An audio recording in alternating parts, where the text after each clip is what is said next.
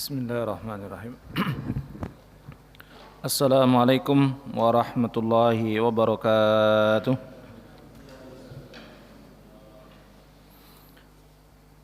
Alhamdulillahilladzi arsala rasulahu bil huda wa dinil haqq liyuzhirahu 'alad dini kullihi wa kafa billahi shahida.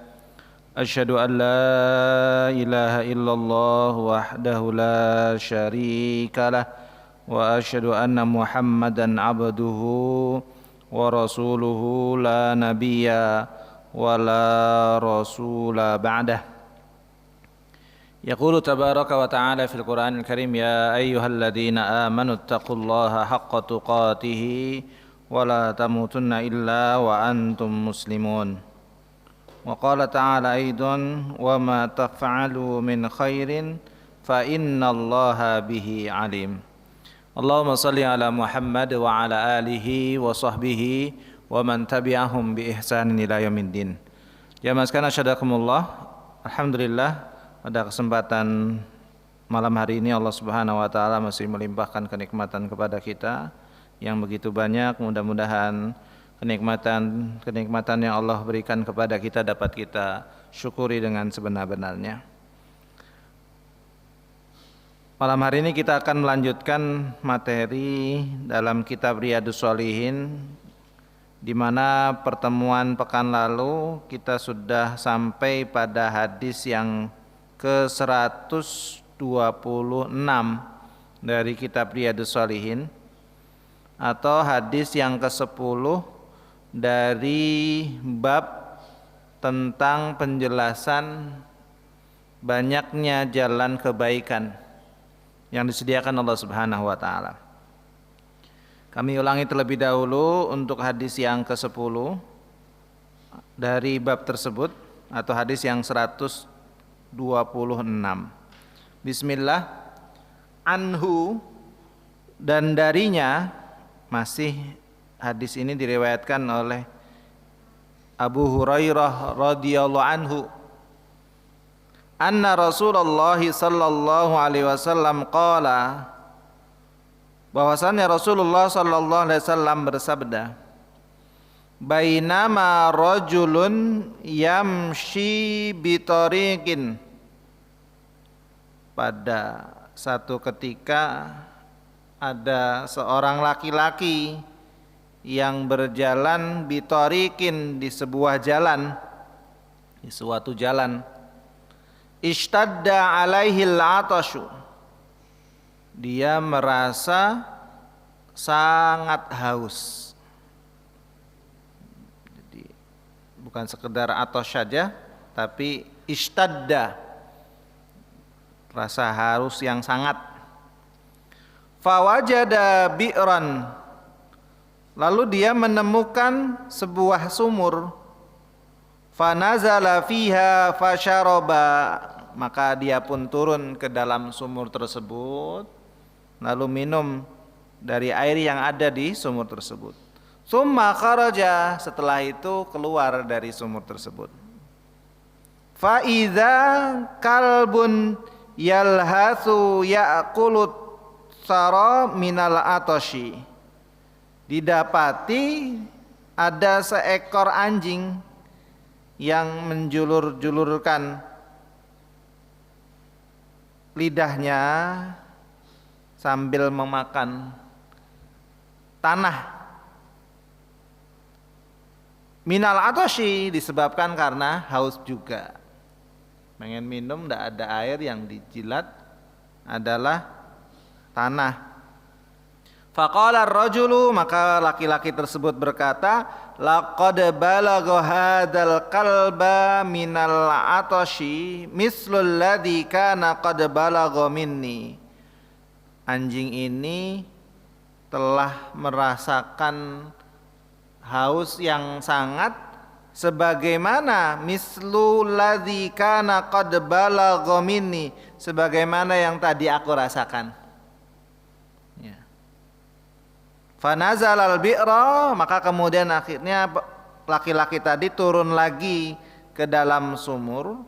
famala khuffahu ma'an, kemudian dia isi penuh khufnya, khuf itu seperti sepatu ya, dengan air, ma'an, summa amsakahu, kemudian dia pegang, bifihi, dengan mulutnya, bukan dipegang ya, digigit, karena apa, tangannya untuk merambat naik ke atas.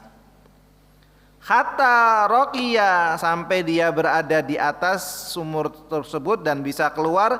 Fasaqal kalba, lalu kemudian dia berikan air tersebut untuk anjing tersebut. Fasyakarallahu lahu, maka Allah berterima kasih kepadanya, lahu faghafara lahu, dan Allah mengampuninya. Qalu, maka para sahabat bertanya, ya Rasulullah, wahai Rasulullah, innalana fil bahaimi ajran, apakah kita juga memperoleh pahala dari sebab memberi makan al-bahaim pada golongan binatang, gara-gara memberikan makan minum ya. Faqala, maka Rasulullah SAW bersabda, fi kulli kabidin radbatin ajrun, pada setiap yang basah, maksudnya adalah pada setiap yang hidup yang diberi makan minum itu bernilai pahala. Hadis riwayat Bukhari dan Muslim, disebutkan dalam riwayat Imam Bukhari adalah hadis yang ke-6009, Imam Muslim meriwayatkan hadis ini hadis yang ke-5844. Imam Ahmad juga meriwayatkan pada hadis yang ke-8874. Wa fi riwayatil Bukhari, pada riwayat yang diriwayatkan oleh Imam Bukhari, fasyakarallahu lahu faghafara lahu fa adkhalahul jannah, ditambahkan dengan maka Allah berterima kasih kepada orang tersebut, lalu Allah mengampuni orang tersebut dan memasukkan orang tersebut ke dalam jannah. Wa fi riwayatil lahuma, pada riwayat keduanya juga disebutkan tentang keterangan yang lainnya, yaitu bainama kalbun yutifu birakiwiyatin qad kana yaqtuluhu al-atash. Dalam riwayat Bukhari dan Muslim disebutkan pada satu ketika ada seekor anjing yutifu, berputar, birakiyatin, di sekitar sebuah sumur, mengitari sebuah sumur. Qad kana yaqtuluhul atash, hampir-hampir dia itu terbunuh karena sebab haus ya. Muter-muter mau ambil air nggak bisa masuk ya.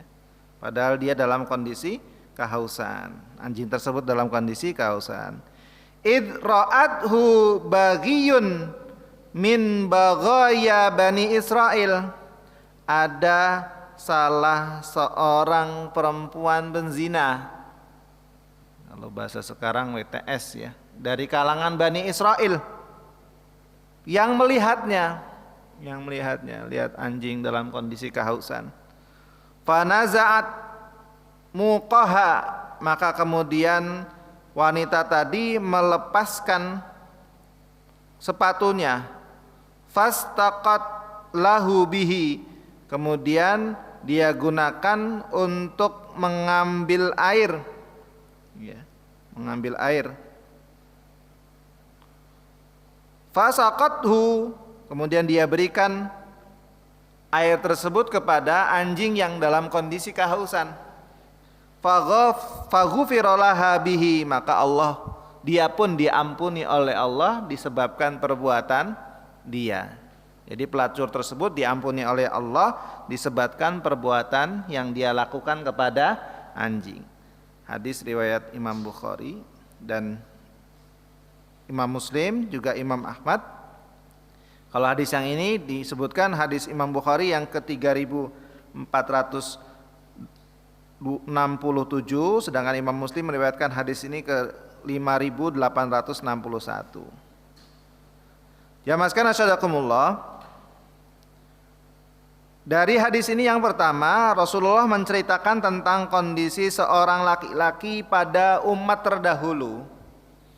Kalau dalam keterangan di bawahnya perempuan dari kalangan Bani Israel, tapi kalau yang di atas laki-laki dari umat sebelum umat Rasulullah sallallahu alaihi wasallam. Jadi yang dimaksudkan adalah kisah itu adalah kisah sebelum masa umatnya Rasulullah sallallahu alaihi wasallam.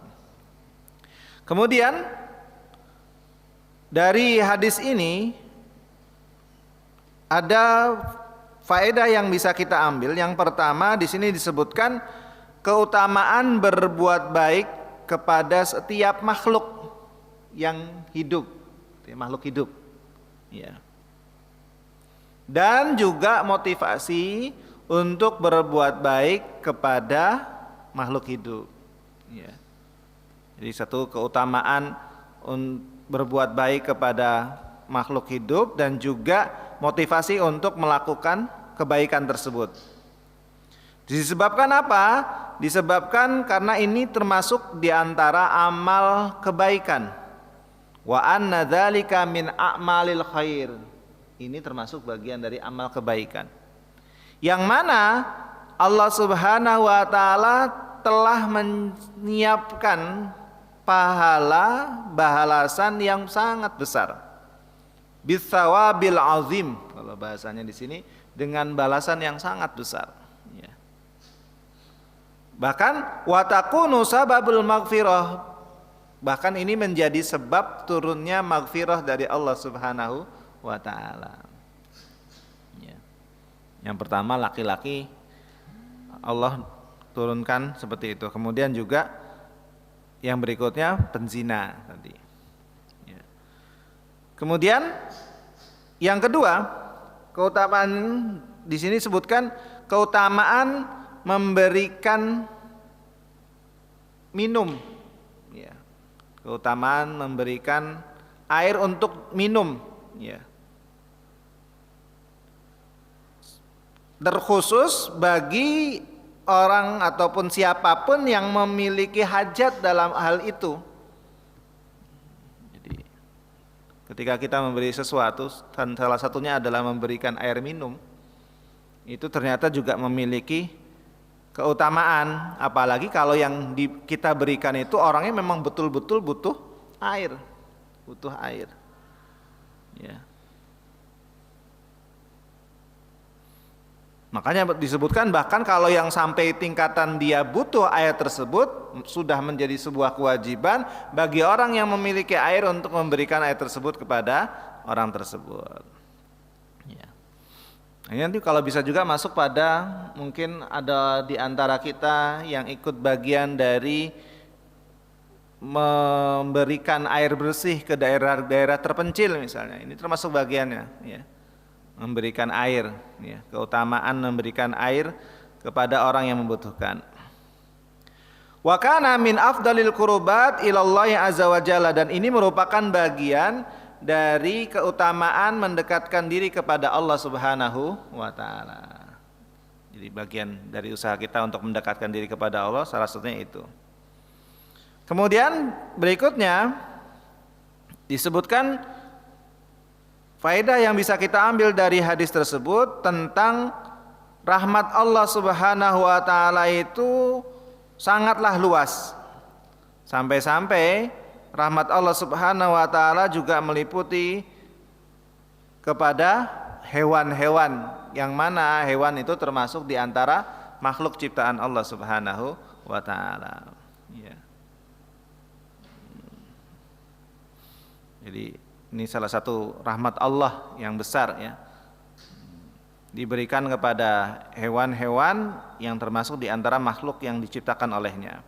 Kemudian juga berikutnya disebutkan faedahnya adalah tentang luasnya keutamaan, ya, fadl Allah Subhanahu wa taala, di mana Allah Subhanahu wa taala mengampuni dosa yang besar dengan amal kebaikan yang kecil. Ya. Tadi disebutkan kan kalau yang hadis terakhir tadi, seorang pelacur, penzina, dia melakukan dosa besar. Tapi karena dia melaksanakan sebuah amal yang mungkin menurut manusia kecil, sepele, cuma memberikan minum, kalau bahasa kita kan biasanya begitu. Hanya memberikan minum kepada anjing yang dalam kondisi haus, ya, ternyata Allah Subhanahu wa taala menurunkan ampunan kepada wanita tersebut. Sekali lagi ini menunjukkan tentang apa? Luasnya fadlullah, luasnya fadl Allah Subhanahu wa taala kepada hamba-hambanya. Nah, oleh karenanya dari sini juga kita bisa ambil pelajaran bahwa bisa jadi karena salah satu amal soleh yang kita lakukan, di mana amal soleh itu menurut kita kadang dianggap remeh, menjadi turunnya rahmat Allah Subhanahu wa ta'ala. Masih ingat kisahnya tentang kisah Zubaidah ya. Zubaidah istri dari Harun ar-Rasyid rahimahullah, salah seorang khalifah Bani Abbasiyah, dikenal sebagai khalifah yang soleh, dan juga istrinya adalah soleha, suka berderma, ya, suka berinfak. Sampai-sampai beliau pernah membuatkan penampungan air ketika beliau sedang manasik haji. Didapati orang-orang yang haji pada waktu itu kesusahan untuk mendapatkan air. Akhirnya beliau pun buatkan penampungan air. Ini bagian juga termasuk menyediakan air ya. Dibuatlah bi'r, ya, penampungan air, kalau bahasa kita mungkin mata air ya, yang kemudian dikenal dengan Bi'rul Zubaidah, walaupun sekarang tinggal peninggalannya saja, karena sejatinya beliau itu tinggalnya di Baghdad ya. Bani Abbasiyah, Daulah Abbasiyah itu ibu kotanya di Baghdad, di Irak. Nah, kalau manasik berarti pergi harus ke Mekah. Setelah beliau wafat, seorang ulama bermimpi. Di dalam mimpinya bertemu dengan Zubaidah di sebuah tempat yang sangat bagus. Tidak pernah didapatkan tempat sebagus yang ada dalam mimpi tersebut. Belum pernah didapatkan oleh ulama tersebut. Dalam kondisi senang di sana.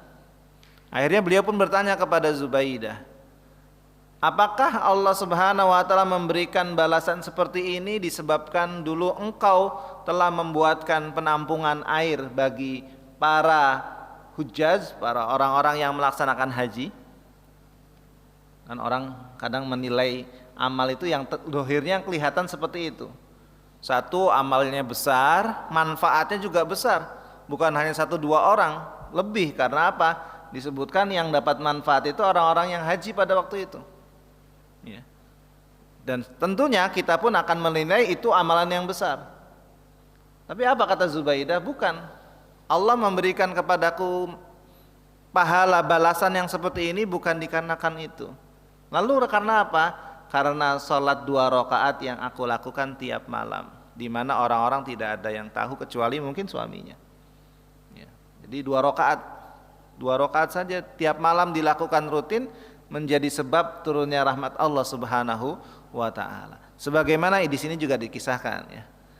Hanya karena memberikan minum kepada seekor anjing yang dalam kondisi kehausan, dosa wanita yang suka melakukan perbuatan zina itu diampuni oleh Allah Subhanahu wa taala.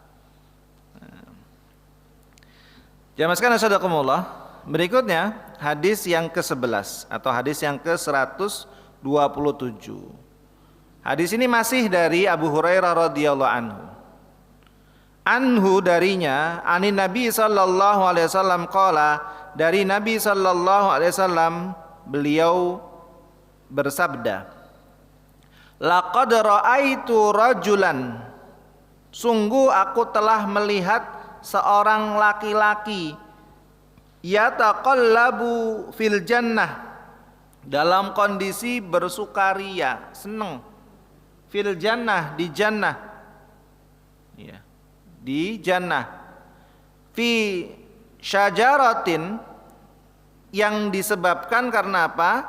Karena pohon qata'aha yang dulunya dia potong, min zahril tariqi, dari tengah jalan, ya, kanat tu'addi al muslimina, yang dapat menghalangi atau mencelakai, menceridai, membuat madarat bagi orang-orang muslim. Ya. Jadi sekali lagi, sungguh aku melihat seorang laki-laki yang bersukaria di jannah. Disebabkan apa dia masuk jannahnya? Karena dia telah memotong pohon dulunya ketika di dunia dari tengah jalan, yang bisa menimbulkan madarat atau hampir-hampir memberikan halangan bagi orang-orang muslim. Hadis ini diriwayatkan oleh Imam Muslim pada hadis yang ke-6671.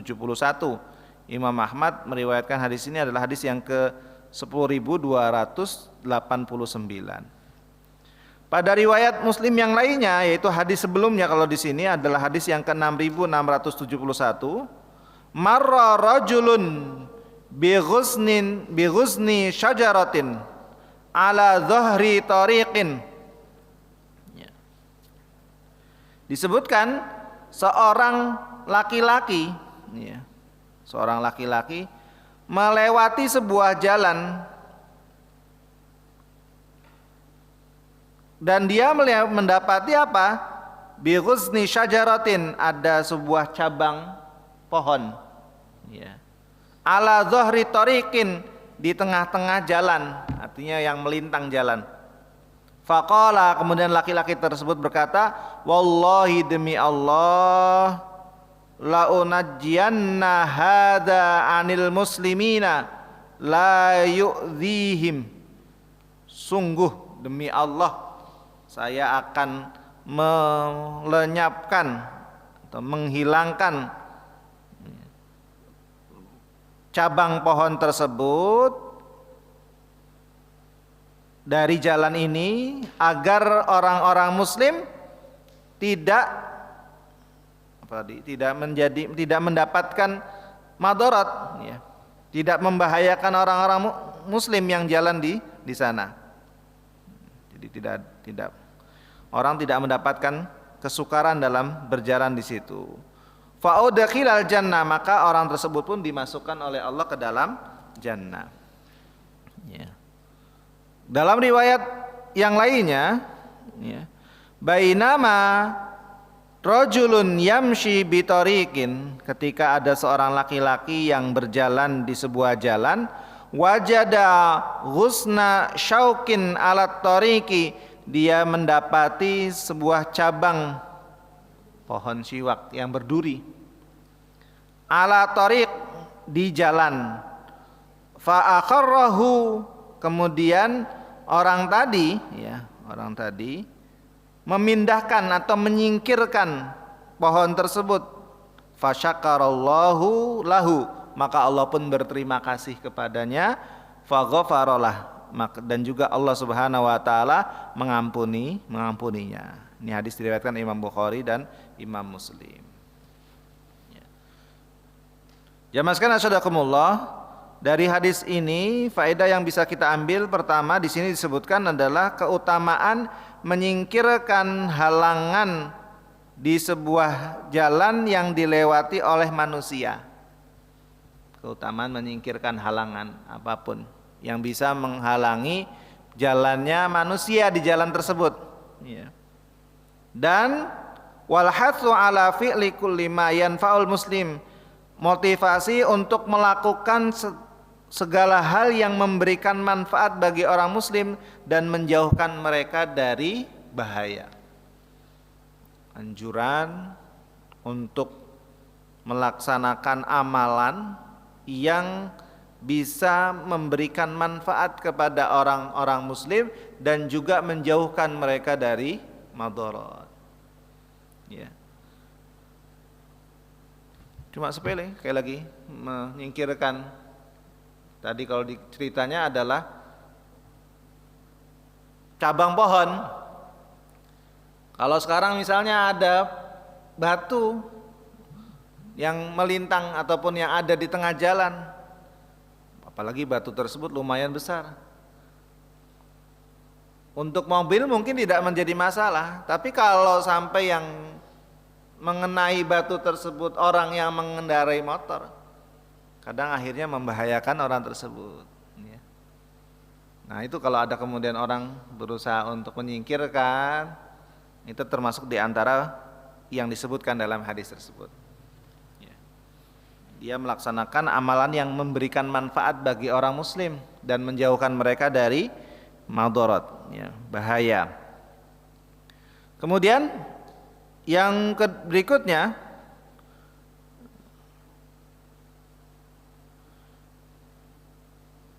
hadis ini menunjukkan bahwa Islam menjaga betul urusan kerapian dan kebersihan, terutama termasuk diantaranya adalah di jalanan yang ada. Maksudnya bersih dari segala bentuk halangan, yang mana itu dapat mengakibatkan bahaya bagi pengguna jalan tersebut. Nah, sekali lagi Islam mengajarkan sampai seperti itunya, sampai urusan yang mungkin dianggap sepele oleh sebagian dari manusia. Sehingga apa? Diusahakan jalan yang dilewati oleh manusia benar-benar aman, benar-benar aman. Nah, itu Islam sampai mengaturnya seperti itu, Jalan mungkin kalau di sini juga begitu, di perumahan ada jalan yang mungkin mengkhawatirkan menimbulkan bahaya, maka bagaimana segera ditangani, sehingga orang-orang yang melewatinya pun bisa melewatinya dengan nyaman, tidak bahaya dan yang semisalnya. Dan ternyata itu juga mendatangkan pahala bagi pelakunya, bagi orang yang berusaha untuk memperbaiki jalan, menjauhkan orang dari segala bentuk madarat ketika melewati jalan tersebut. Kalau dalam hadis ini bahkan sampai bahasa Rasulullah SAW adalah Allah berterima kasih kepada orang tersebut dan Allah mengampuni dosa orang tersebut. Masya Allah, Kemudian berikutnya hadis yang ke-12 atau hadis yang ke-128.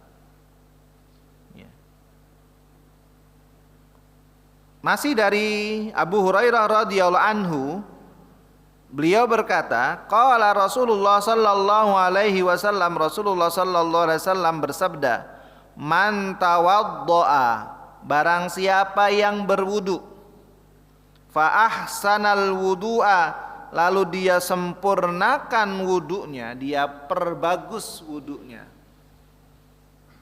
Bahasanya diperbagus, bukan sekedar wudunya asal-asalan, Kalau di sini disebutkan ahsanal wudu, wudunya diperbagus itu adalah dia sempurnakan rukun-rukunnya, sunnah-sunnahnya, adab-adabnya. Nanti ada pembahasan pada fikih wudu, Fikih wudu. Nanti dalam fikih wudu itu ada rukun wudu apa, sunnah wudu apa, kemudian juga nanti adab-adabnya apa. Rukunnya apa? Rukun wudu ada niat, atau dan juga yang disebutkan dalam ayat bahwa membasuh wajah, kemudian tangan, kemudian kepala serta kaki yang wajib. Sisanya sunnahnya. Nah, yang dinamakan orang memperbagus wudunya, yang rukun dilaksanakan, sunnah juga dilaksanakan, sekaligus juga diperhatikan adab-adabnya. Adab-adabnya diantaranya apa? Diantaranya tidak israf, Walaupun mungkin Allah berikan kemudahan kepada kita air yang lancar, tapi tetap kita menjaga supaya ketika wudu pun tidak berlebih-lebihan dalam penggunaannya. Kemudian juga diantaranya adab wudu itu bagaimana bukan sekedar dibasahi dengan air, tapi juga dibahasakan. Kalau di sana dibasuh, tangan kita ikut membasuh tangan yang dibasuh, wajah juga begitu. Bahkan termasuk diantaranya menyela-nyela jari itu termasuk di antara adab ketika berwudu. Ya.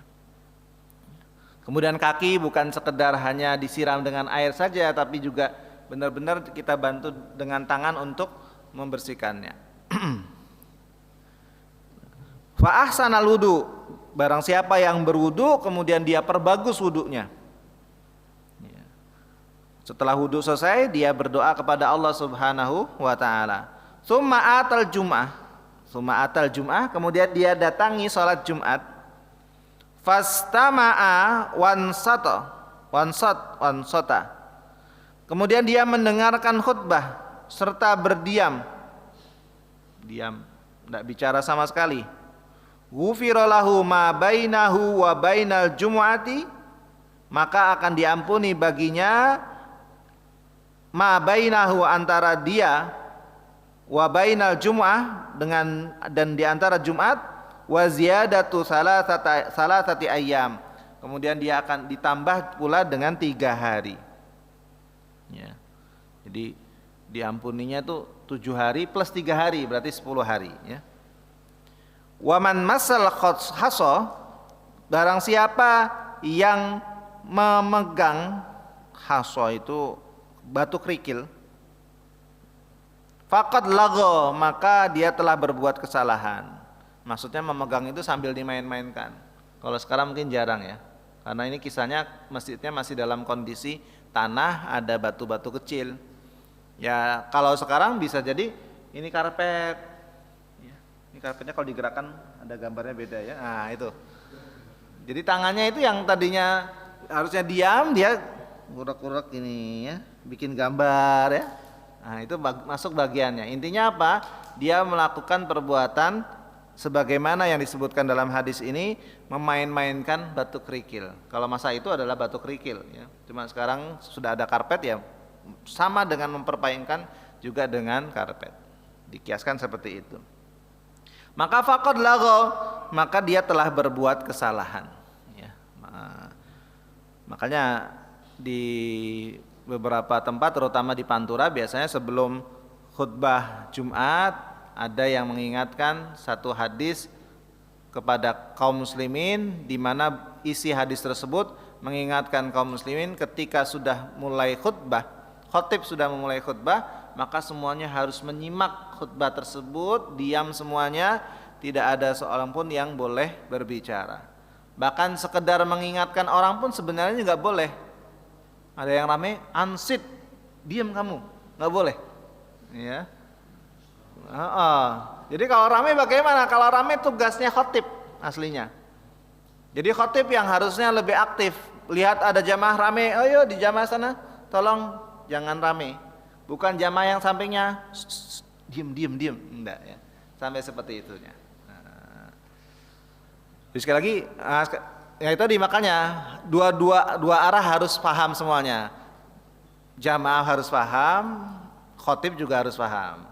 Khotib ada sesuatu yang mungkin harus dibenarkan. Termasuk kalau sebagaimana dalam hadis kan disebutkan, ketika ada seorang laki-laki datang langsung pengen duduk oleh Rasulullah yang sedang khutbah, beliau memerintahkan orang tersebut sholat dulu 2 rakaat. Ya, tentunya dipercepat. Berarti di situ memang keaktifkan khotib untuk mengingatkan jamaah itu lebih ditekankan, apalagi Rasulullah SAW mengingatkan untuk jamaah tidak ada boleh seorang pun yang berbicara dan tidak boleh ada yang bermain-main, seperti itu ya. Ada yang mengartikan faqad lagau itu bukan hanya sekedar berbuat kesalahan ya. Maka nanti akan kurang pahalanya. Ada juga yang menyebutkan seperti itu. Nah, faedah yang bisa kita ambil dari hadis ini, yang pertama adalah anjuran untuk memperbagus wudu. Ya, memperbagus wudu, menyempurnakan wudunya. Dan sejatinya nanti kalau jamaah sekalian memulai sholat dengan wudu yang sempurna, maka akan berasa berbeda dengan sholat yang diawali dengan wudu yang asal-asalan pun. Jamaah sekalian bisa rasakan. Jadi kalau kita melaksanakan wudu dengan baik, itu akan terbawa ketika sholatnya. Kalau kita mendapati sholat kita kok kurang nyaman, bisa jadi salah satu yang perlu kita introspeksi adalah dari wudunya dulu. Wudu kita bagaimana?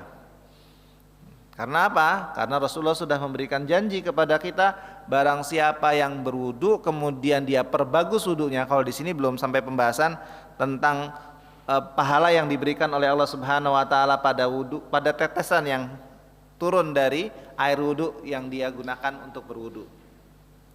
Itu sekali lagi akan terasa berbeda, ya, akan terasa berbeda. Kemudian yang berikutnya adalah anjuran untuk menjaga sholat Jumat,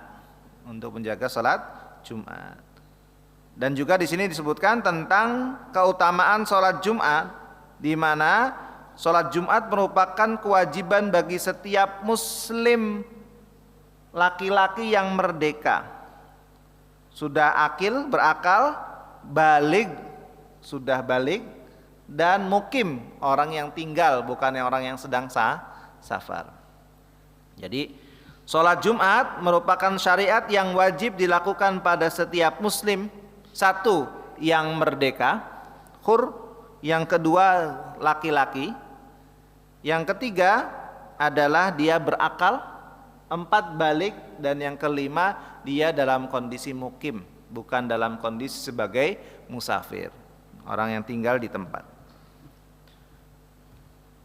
Wala tasihhu illa jamaah, tidak sah pelaksanaannya kecuali dengan berjamaah dan dilaksanakan di masjid. Dan disebutkan di sini sholat Jumat itu menggugurkan dosa asyrat ayyam, 10 hari. Jadi di antara Jumat 1 ke Jumat berikutnya plus tambah 3 hari. Li'annal hasanah bi asyri amsalihha. Kalau penulis buku ini menyebutkan karena satu kebaikan itu akan dilipat gandakan oleh Allah Subhanahu wa taala 10 kali. Seorang melaksanakan sholat Jumat sekali, oleh Allah dibalasnya sampai 10 kali. 10 kalinya itu adalah di sini disebutkan 7 hari plus 3 hari berikutnya. Adapun dosa yang dihapuskan oleh Allah Subhanahu wa taala dari pelaksanaan sholat jamaah tersebut adalah as-saghair, dosa-dosa kecil. Ya, dosa-dosa kecil. Karena kalau dosa-dosa besar, sebagaimana pembahasan kita dulu di pembahasan bab taubat, itu yang harus dilakukan dengan taubat nasuha. Taubat nasuha. Kemudian yang berikutnya, faedah yang bisa kita ambil dari hadis ini adalah wajibnya diam ketika khutbah Jumat sedang berlangsung. Ya. Dan juga tidak boleh menyibukkan diri dengan sesuatu, baik itu dengan perkataan atau perbuatan. Jadi benar-benar kalau sudah waktunya khutbah, di mana imam sudah naik, bismillahirrahmanirrahim, assalamualaikum warahmatullahi wabarakatuh, maka semuanya kegiatan terfokus hanya untuk mendengarkan khutbah dari khatib. Ya. Tidak ada perkataan sedikit pun, termasuk juga tidak ada perbuatan dalam hal ini, hal-hal yang menyibukkan dirinya dengan perbuatan yang ada ya tadi, misalnya usuk-usuk gitu ya. Kemudian disebutkan juga bahwa di antara hikmah disyariatkannya khutbah pada hari Jumat adalah untuk memberikan taujih, memberikan nasihat kepada manusia, kaum muslimin, dan mengajarkan kepada mereka hukum-hukum agama dan hal-hal yang berkenaan dengan kehidupan mereka. Harapannya apa? Harapannya orang-orang muslim yang mendengarkan apa yang disampaikan oleh khatib tersebut, ya, mendapatkan manfaat dari hal tersebut. Jadi kalau sudah diingatkan urusan din, satu, dia tambah ilmunya. Kemudian kalau dia sudah punya ilmunya, diingatkan supaya dilaksanakan juga. Dan juga hal-hal yang lain yang bermanfaat dengan kehidupan yang dia lalui di dunia. Ya. Makanya di sini disebutkan benar-benar ketika seorang itu sebagai jamaah dalam hal ini khutbah sudah berlangsung, maka dia benar-benar untuk mendengarkan khutbah tersebut.